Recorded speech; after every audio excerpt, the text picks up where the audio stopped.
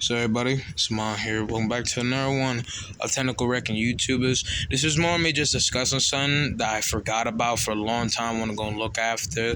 As I'm learning a little bit of YouTubers going to talk about, and I'm getting closer to my number one mainline YouTuber. I want to go and present a YouTuber here that I mess with, known as David Near. He does voices, voice acting, creates his own stories, a bunch of his characters and stuff. I mess with it, but there was a time where I had a big type of debate that I feel like kind of got him on the hatred side to me. Not actually, but I was trying to go and make it clear what it was. So this is more just a video explaining something, explain my love for David Near. One, David Near when I was a lot more younger scared the fuck out of me. So fuck you because of that joke side though.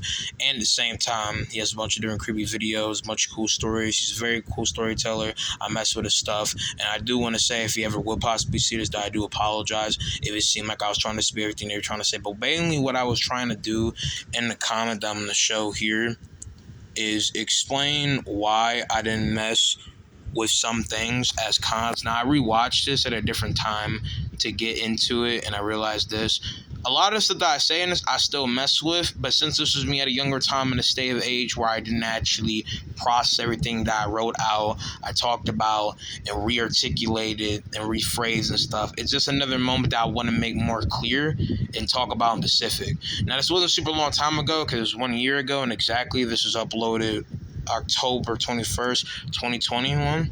So this is a whole different thing, technically around a case of time coming into it, because it was 2020, but I'm saying that within the time for when I posted this, it was 2021 exactly. I'm pretty sure within post, because obviously it's 2022, 2021 from the point. I don't know if I'm messing the math right, but I'm pretty sure that's of the time, because again, he posted October 21st, 2020. So that's in the time possibly, at least if we go by this. But I don't know. It probably was just simply October 21st, 2020. But I want to make that clear. So I don't know if y'all going to be able to see this. I'm going to try to make this as best as possible.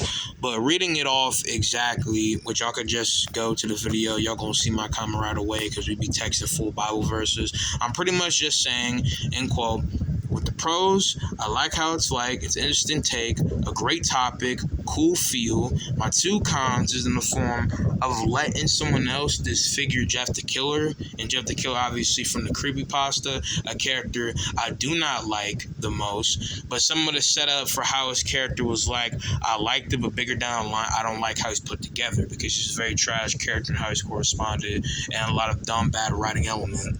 I was trying to say one of the things I like about Jeff that he took away was the fact that he would cut his mouth open to make a big smile and disfigure himself.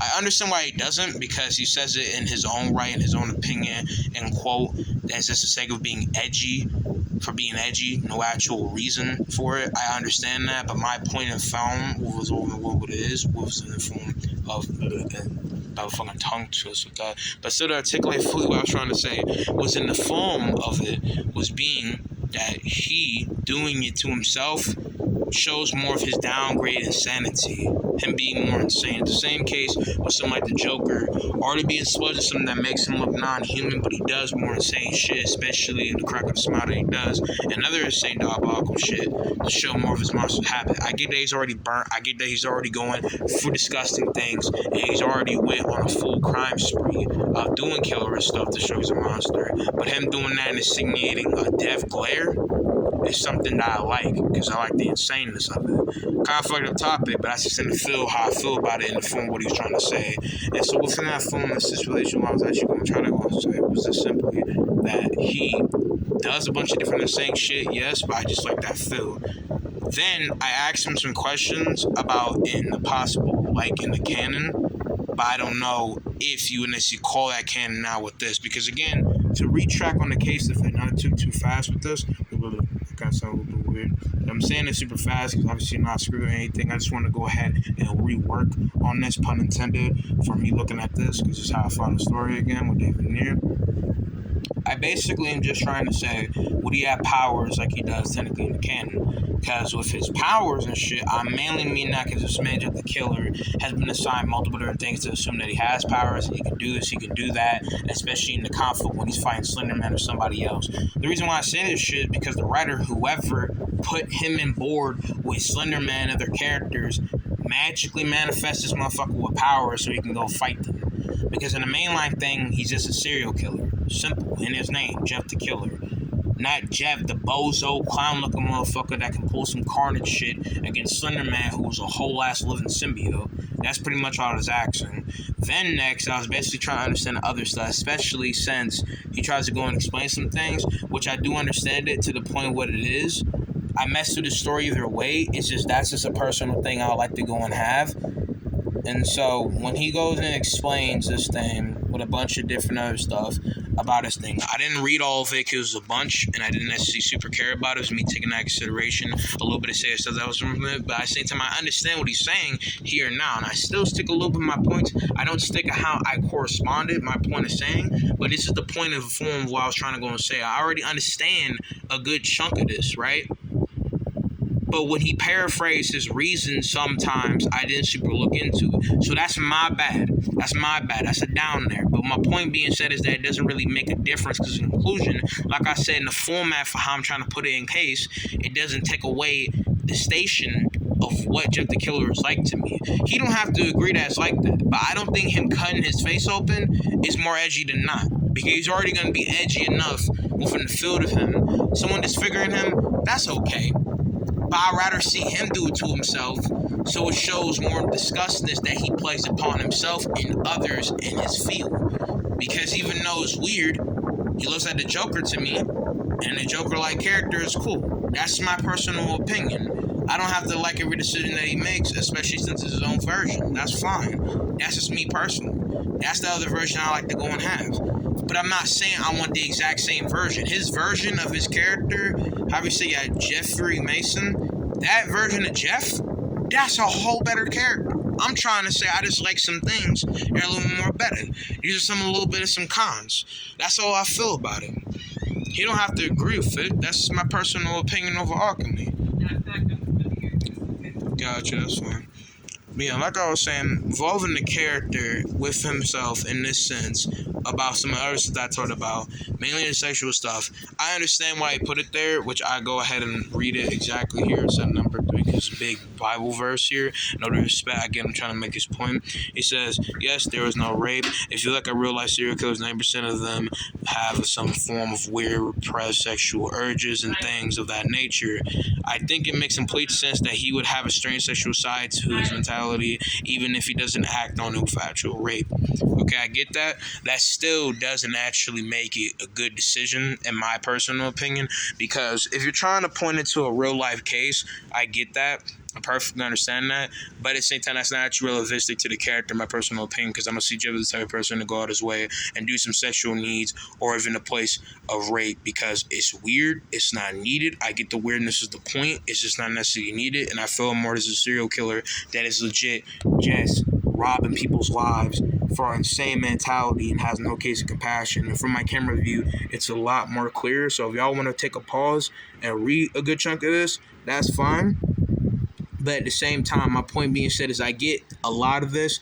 Number 3, I just don't agree with. Like, I understand it. I can see it. That's what you're going for. Fine, do it. That's fine. I just don't necessarily think it's needed. I'm not saying in a place of sexual urges and mentality is needed, but I can say the same thing if you want to talk about him cutting his face open is a little more edgy. Him doing sexual urges like this for a reality check is arguably edgy too. I'm not saying it's super bad or whatever. This is just my personal opinion. It's not my case of an idea. It's not my case of a being. It's not my necessary story in me, you know? That's just personally how I feel about it. But I'm not trying to respect him when I say that either. It's just not my thing. Especially since why does Jeff in this form have to really do that? Because I get from the story from recall of watching, because I watched it a day ago, he kills the girl, does some sexual stuff to her, not in the form of rape, but pretty much is placed in a situation where it feels like that. Obviously, he's not animating this. This is all from voice. This is all from intercutted case of talking. So I don't necessarily see it entirely, but this is just in a point of view from what I'm seeing with it. And he explains what number 4, none with Slender Man and all that. So I get that. The only reason why I asked that, because I would love to see his take on that. Like, why would he do that? But he's not going to do it. That's fine. In case you guys want to get a little bit of a lesson from that, I almost dropped the computer, not true. Sliding off from my left leg. So he's trying to position the phone / camera inductor to go and be a little more clear put Hopefully this will ends up in between this time, so forgive me here. Almost done with this. Only got 2 more points to say with this. And final conclusion, which is no debate to him. This is just me explaining my point of view and kind of just like a review of his shit. This is no disrespect. I hope him the best with these horror stories. If you got to push with this shit, especially since he has been one of my inspirations of voice acting, arcade stuff. My point of this is that I just don't necessarily agree with it or form of disagree with it at the same time. Like, I understand it's not personally my thing. I'm not saying if it's rape in a story, oh, it's the baddest ever, whatever. I don't want no rape in no story. I don't think it's necessarily needed, but I can understand the commission of why we put it into position. No rhymes. Just that's kind of how I would take it in that sense. But with Jeff the Killer as a character, his status, it's not my thing. And again, to reconsider my point, I don't necessarily think it's a big degrading thing. I don't necessarily super disagree with it or under agree with it at the same time. But that's just how I personally feel. It doesn't necessarily need to be needed. And with Slenderman and Jeff, the reason why I was put together is because obviously they're the two, one of, if not the two most popular creepypastas and internet horror characters. So they got put together in the fight. Weird Sons Matter, the story. The story itself is like mid, it's okay. I mean, it's entertaining, but like the actual plot, like if you actually critically base this shit, it makes no sense. It makes no sense at all. So I was wondering would he put something together like that because of one of his voice over things. I can go ahead and show y'all for a second. Give me 2 seconds. It's gonna be real quick. I basically just got it on save.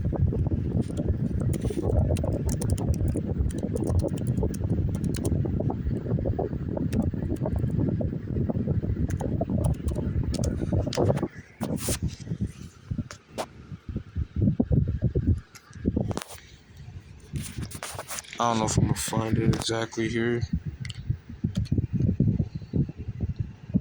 But he had one where he was talking like Maskey, or maybe he was voicing another character, but Maskey was in there. Y'all can look it up. I don't know if he deleted it, possibly. I don't see why he would do that. There's a very dope ass voiceover with it. Maskey is torturing this motherfucker. Slenderman talks about Tatiki Toby and Hoodie about that person with a smile carved into their face. So from that, I would presume he technically got an ideal to that shit. That's how I would personally see that.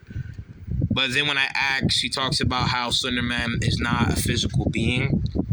And in the form of his story, I get that. In the presence of his thing, okay, that makes sense. That's perfectly fine. But at the same time, when I think about it, it doesn't make sense from the actual canon. That's not actually the case. And I'm not saying it has to be the exact same way. So at a point, I'm pretty sure from it, because I read a good chunk of this to kind of rescan and get a feel of it. But I'm just trying to correct him on the fact if he's trying to say that's actually the case with the character. No, Slenderman is not just a non-physical being. He can turn physical and non-physical at the same time, as most time he interacts between his mind, but his presence is always there because he's legit a shadow. He can turn up and not here and there, especially in the consumption, the fact that when he fights or does something or kills somebody, it's not always just in their mind. He can easily do physical shit. He just don't do it sometimes because it's easier to destroy a person's mind than actually kill them physically, because one, he don't cause a mess. Two, it's beneath him and it doesn't correlate no difference, because obviously Slenderman is, I guess for the most part, you could pitch as a professional killer. Like, he'll do his shit easy. It doesn't even matter. He got the supernatural capabilities to be able to rot a person's mind, explode them, cause delusions, do a bunch of different stuff, and destroy a person's right, destroy a person's mind in this case. If that's even the case of a word was mixed saying what it is, destroy. Yeah, destroy and destroy. Roll mine. It rode my mind and disrode my mind. Yeah, because like through his acid tearing into a person's mind, he creeps into their mind so hard he crumbles their mind. Like, I'm not trying to say in the big words, since I just thought that technically makes sense in the case of what I was saying. But either way, that's just personally how I feel. Now, in conclusion, we're getting to the last thing that he says with this being said before I go and look if this word even made fucking sense. Because he says this whole thing about how you have to quote unquote correct me about my own series that I wrote and that I know better than anyone. No, I am telling you how things are within my series, and you're trying to find reasons to dispute. That's not true. I'm not trying to dispute. And here's the video, by the way, exactly with this 1.2 million views 7 years ago. Goddamn.